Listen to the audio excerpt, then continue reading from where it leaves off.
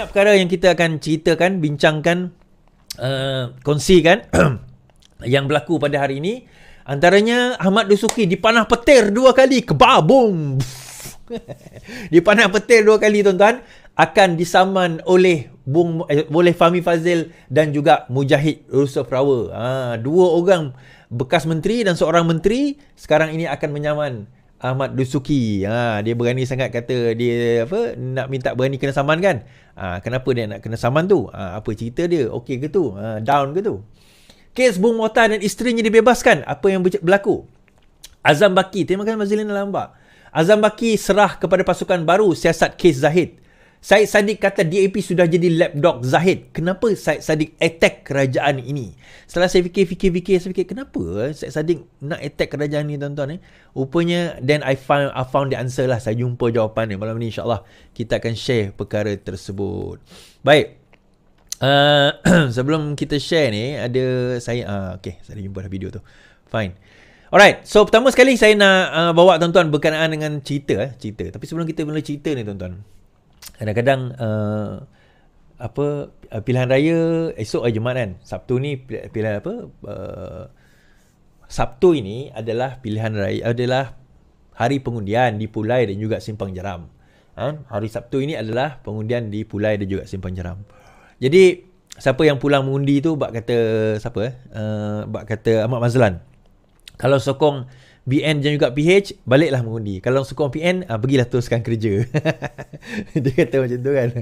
So tak apalah. Siapa nak turun mengundi, insyaAllah kita tahu calon yang kita nak undi. Macam saya kata semalam, kepada orang-orang UMNO, kita kata kepada orang UMNO, ketahuilah bahawa yang akan merosak dan menghancurkan parti kamu adalah yang sedang berlawan dengan Pakatan Harapan sekarang ni. Okey? Itu saja pesanan saya.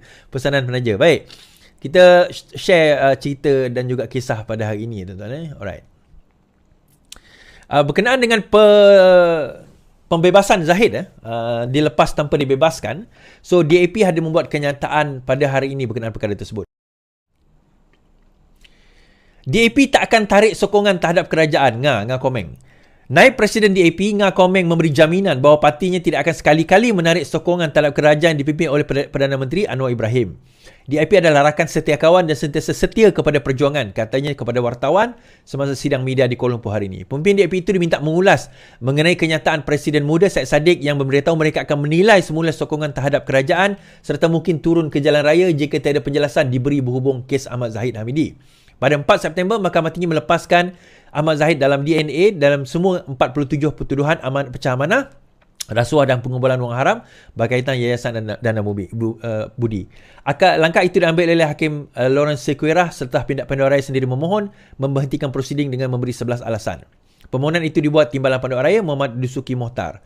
Mengulur lanjut, Ngah berkata Syed Saddiq sepatutnya berbincang lebih dahulu dengan pucuk pimpinan kerajaan hari ini sebelum membuat ulasan. Syed Saddiq adalah antara parlimen menyokong kerajaan dan perlu bincang. Nanti saya akan cerita kenapa Syed Saddiq marah sangat dengan kerajaan ini. Tindakan muda itu kemudian menggunakan rasa marah dan tidak puas hati di kalangan pimpin UMNO. Antaranya MKT Fuad Zakasi mencabar muda untuk melaksanakan amaran mereka terhadap kerajaan. So apa yang Fuad Zakasi kata? Fuad cabar muda tarik sokongan agar terbukti anak jantan tulen. Ahli MKT UMNO Muhammad Fuad Zakasi hari ini mencabar parti muda untuk melaksanakan amaran mereka terhadap kerajaan. Bahkan Muhammad Fuad juga menganggap langkah tersebut boleh membuktikan amaran muda benar-benar anak jantan yang tulen atau sebaliknya. Dalam hantaran Facebook, Muhammad Puan menyifatkan amaran muda beberapa hari lalu sebagai satu ugutan kerana tidak diterima menyertai PH sebelum ini. Parti muda tidak perlu lagi memberi amaran untuk tarik sokongan atau turun ke jalan raya. Tarik saja sokongan kalau muda anak jantan tulen. Lagipun muda secara tidak rasmi sudah keluar dari kerajaan perpaduan. Muda bertanding solo di PRN 6 negeri, semua hilang deposit. Muda yang langgar red line, katanya. Muhammad Puan yang juga speaker dan Undang Negeri Johor menambah, muda tidak perlu menjadi kes Ahmad Zahid Hamidi baru-baru ini sebagai ugutan untuk membolehkan parti itu diterima masuk ke dalam Pakatan Harapan. Kenyataan Muhammad Puan itu hadir selepas muda pada 5 September lalu memberitahu mereka akan menilai semula sokongan terhadap kerajaan. Baik. Kenapa sebenarnya muda dah mula attack kerajaan Pakatan Harapan? Nah, tuan-tuan kena faham perkara ini. Muda bukan baru mula attack kerajaan Pakatan Harapan Perpaduan itu. Muda bukan baru mula. Serangan ini sudah bermula sewaktu PRN Johor dan juga Johor dan juga Melaka dahulu pun dah bermula dah. Sewaktu PRN Johor dan Melaka pun sudah pun bermula. Cuma pada waktu itu, bila saya dan beberapa orang yang lain menyebut tentang muda, berkata begini begitu, ada beberapa pimpinan daripada PKR, daripada DAP, daripada Amanah sendiri kata tak, muda tak macam tu, muda okey, muda boleh bersama kita, muda ini, muda itu. So baru-baru ni saya jumpa dengan Naim Jusri, Naim Jusri, ketua cabang MUA. Saya tanya dia, ready ke nak langgar muda kat MUA? Dia kata, we are ever ready. Kita orang bersedia, dia kata. Kan? Okay, kalau kau langgar muda kat luar MUA, I will help you. Tak ada masalah, kata. Kita langgar, tetap langgar. Nah, soalan dia, kenapa muda daripada dulu? Yang pertama sekali, tuan-tuan kena ingat, saya kata, lapdog Mahathir, dia sebut, nanti sekejap lagi dia akan sebut, DAP ni lapdog kepada Zahid. Lapdog kepada Mahathir adalah muda. Kita kena faham ini. Lapdog kepada Mahathir adalah muda. Dia ada ada beberapa nama lah lapdog Mahathir ni, saya boleh kata. Muda, Latifah Koya, Ambiga dan juga Maria Chin. Ini adalah antara lapdog Mahathir. Di samping Tommy Thomas lah. Tommy Thomas tu antara lapdog dia juga. Tetapi ini 4 ni antara yang utama. Kan? 4 ni antara yang utama. Ada beberapa nama yang lain lah. Kenapa saya ada benda yang saya tak boleh sebut dalam live lah. Nanti orang kata, nanti saya kata itu fitnah dan dia. Tapi kita tahu, because kita tak ada bukti nak membuktikan secara fizikal, tetapi kita tahu cerita di sebalik itu. Kita tahu cerita dana mana dia dapat, bagaimana dia boleh mengumpul dana sebegitu banyak dalam program-program, walaupun dia jadi pembangkang dan sebagainya. Dia bukan ada derma dari orang, tapi bukan derma daripada orang semata-mata, tapi ada beberapa individu-individu yang menanja mereka. Itu yang pertama. Now, yang kedua, kenapa dia marah sangat? Okey, kalau kita tengok, betul lah kata Puan Azhar Karshi tadi. Kalau dia dikira langgar kerajaan ini, muda dah langgar lama dah. Kalau kita tengok kerusi yang sepatutnya, yang sepatutnya PKR bertanding tapi diberi kepada Amanah, Puteri Wangsa di Johor menang, diberikan oleh Amanah kepada muda. Saya cakap dengan Faiz Fazil lagi tempoh hari, kenapa bagi kepada muda?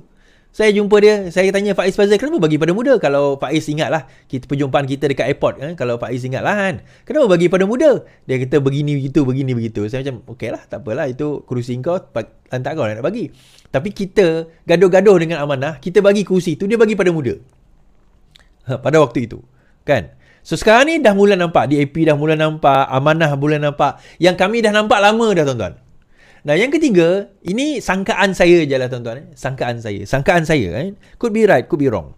Sekarang ini, Syed Saddiq menghadapi tuduhan yang amat berat berkaitan dengan, bukan penyalahgunaan, criminal breach of trust, pecah amanah. Di mana lebih kurang dalam satu jumlah, jutaan ringgit, 1 juta kot, dikatakan telah disalahgunakan oleh Syed Saddiq. Telah disalahgunakan oleh Syed Saddiq. Dan telah pun dibuktikan terdapat prima facie. So, sekarang ini tengah defense stage. Now, ini sangkaan saya, berkemungkinan apa yang dia try to create satu naratif bahawa kerajaan ini adalah kerajaan yang tidak boleh harap. Kerajaan ini adalah kerajaan yang prosecute, yang mendakwa seseorang secara politikal. So, dibuat ona. Katakanlah dia didapati bersalah di dalam kes dia tersebut, dia boleh kata, tengok kerajaan ini, dia boleh membebaskan Ahmad Zahid Hamidi, tetapi dia telah menjatuhkan hukuman kepada saya kerana saya telah bersuara untuk menegakkan kebenaran di dalam negara ini. Bukannya dia melihat kepada fakta. Even dalam kes Zahid pun, dia tak lihat pada fakta pun, tuan-tuan. Majoriti orang-orang dia pun, walaupun so-called budak muda yang pandai dan bijak bistari, tapi akhirnya melutut di bawah kebodohan dan kedunguan. Kerana apa? Mengikut membuta tuli. Wow, macam sajak pula aku tadi. Rhyme pula ayat tu. Kan? Kerana apa? Kerana dia nak ikut juga kata-kata Mahathir tu. Kan? Kalau kita tengok, dia tak bersuara pun bila dibebaskan, sebelum ini dibebaskan siapa, Muhyiddin Yassin. Malah kes-kes sebelum ini yang discharge amounting to acquittal, Musa Aman, berkaitan dengan orang-orang UMNO sebelum ini, sewaktu zaman Pakatan Harapan, lebih 100 kes telah dibebaskan. Tak ada siapa pun bercakap tentang apa-apa. So, bila saya meneliti kes 2022 Zahid, saya kata there is something wrong. Ada sesuatu yang tidak kena dengan siasatan tersebut, yang dilihat tidak kemas dan juga dilihat tidak teliti. Ada 2-3 orang pimpinan DAP, pimpinan PKR, pimpinan terutama muda, yang dikatakan memohon supaya AG membuat penjelasan secara terperinci. AG dah buat penjelasan, ada 11 sebab. Kalau korang baca penjelasan tersebut, dah jelas dah. Tak tahu nak jelas apa lagi, tuan-tuan.